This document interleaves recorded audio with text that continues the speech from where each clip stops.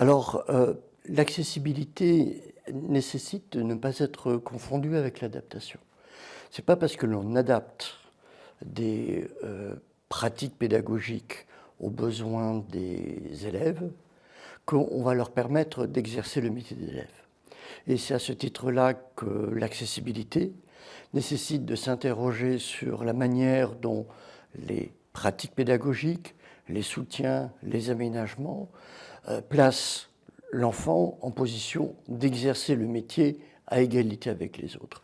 Donc ça suppose d'aller au-delà de la mobilisation de moyens pour s'interroger sur la manière dont l'élève va être en position d'exercer le métier à égalité avec les autres.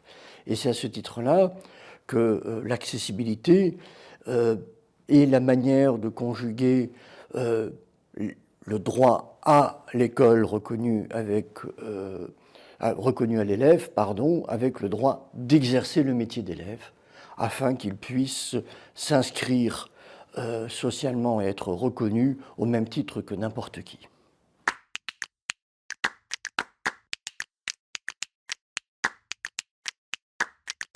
Alors, l'accessibilité soutient une école inclusive dans la mesure où elle conduit l'institution scolaire, et plus particulièrement les établissements, à s'interroger sur la manière dont on va sécuriser le pouvoir d'agir de l'élève, par exemple en lui permettant d'avoir les ressources lui permettant nécessaires pour agir en tant qu'apprenant.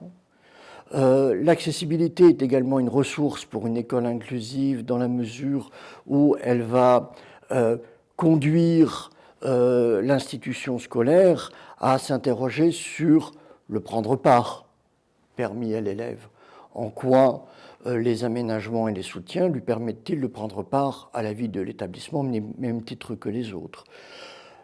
En quoi les pratiques pédagogiques, les aménagements et les soutiens permettent-ils à l'élève de faire partie de l'environnement scolaire à égalité avec les autres?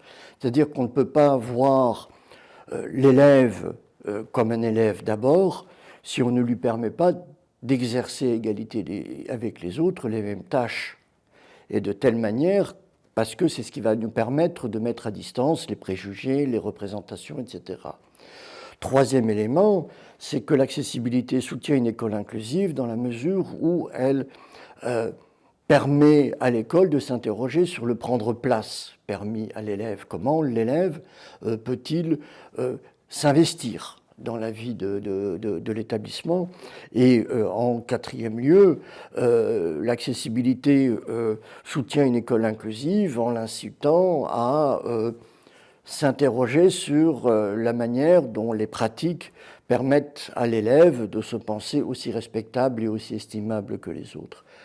Donc l'accessibilité invite les établissements scolaires à coupler les aménagements pédagogiques, les soutiens, etc., au prendre part permis à l'élève, au faire partie permis à l'élève, au prendre place soutenu auprès de l'élève, et finalement au sentiment d'exister.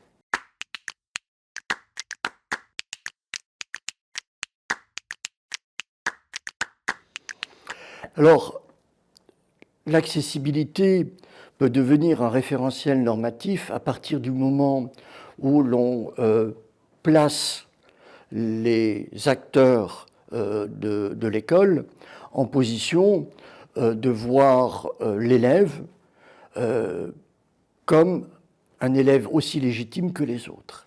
Et c'est à ce titre-là que l'accessibilité peut devenir un référentiel normatif à partir du moment où on ne la résume pas uniquement aux appuis, aux soutiens que peuvent nécessiter les élèves, mais à la manière dont on étaye le système scolaire en tant que tel.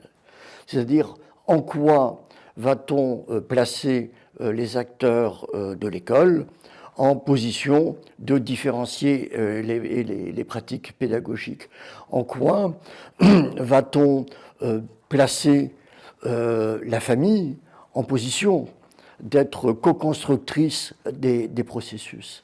Et c'est à ce titre-là que mettre le devenir de l'élève au centre des préoccupations me semble important, parce que c'est ce à travers quoi on va pouvoir penser la différence, non pas au regard de la particularité de l'élève, mais au regard de la position qu'occupe l'élève par rapport aux autres élèves, par rapport aux enseignants, etc., etc., de telle manière à ce que le travail mené vise moins à normaliser l'élève qu'à construire les conditions plaçant l'élève en position d'exercer le métier d'élève à égalité avec les autres.